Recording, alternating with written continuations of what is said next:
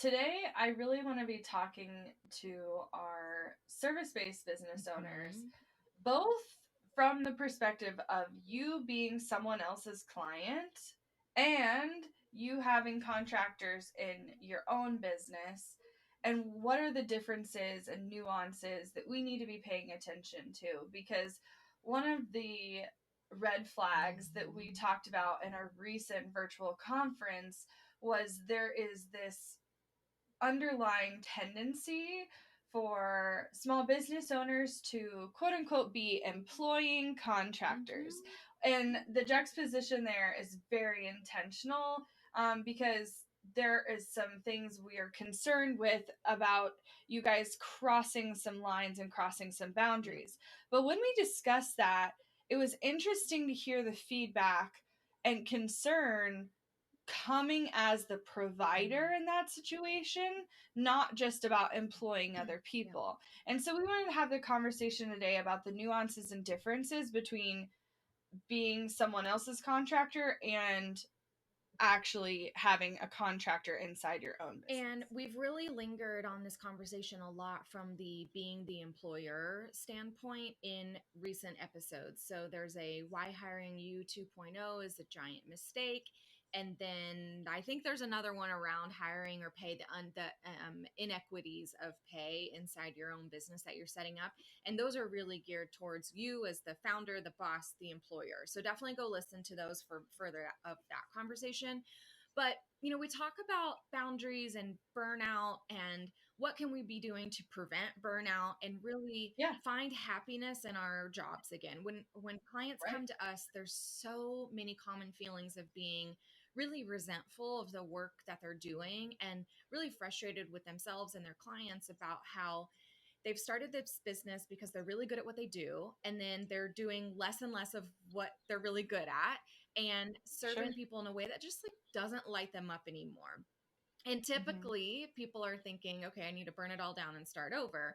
What you don't realize, and we know this because we've done this, is that if you choose that route, it's immediately effective, but long term, you're going to be right back to where you were because the ultimate cause of the problem, the root of the problem wasn't addressed. And so if we still don't know how to set boundaries, if we still don't know what our priorities are, if we still don't know what's actually bringing in the money versus wasting time, all of those things are still going to be a problem. But this one in particular, I think, is the conversation around boundaries with clients, more so in the sense of expectations of what is your actual job? What are your actual duties and who gets to decide them? Yeah, no, this is huge. Okay, so my biggest concern out there for service providers who are in contract with other businesses is that many of you are so willing to do anything and everything a client asks, and vice versa, the client is ultimately treating you as if you're an extension of their team, which sounds good in theory.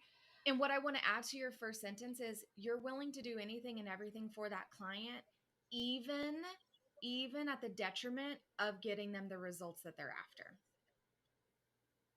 Yeah, sometimes you will do the thing they ask, even though you know it won't work or it'll specifically break the thing.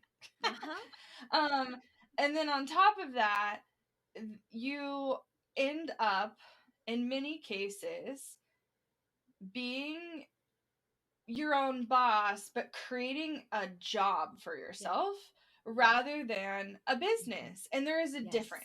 Yes. There is a difference. I saw recently someone posted a video about, if you are a contract designer and you're charging X number of dollars an hour and you fill up your book with clients, in essence, you've just created your own salary and your own job, but you're not running a company. And there's not room for growth or upward mobility for yourself. And when you own a company, not only do you want to create upward mobility for potential people you bring on into your business, but for yourself. Like, because you owning a business is a career move, not a job change. Right. And this isn't to say that if you are building these relationships and you actually like it, that maybe one of those clients eventually offers you part-time or full-time work and you take it. That is not the problem. If that's the vibe you want to do and that's the those decisions serve you differently in different seasons of your business, I am all here for it. However, if there's the battle of I'm feeling like I'm clocking in and showing up for work, but I'm the freaking owner of this business, and why does it feel this way? It's because that's what's happening. It's this misalignment of roles.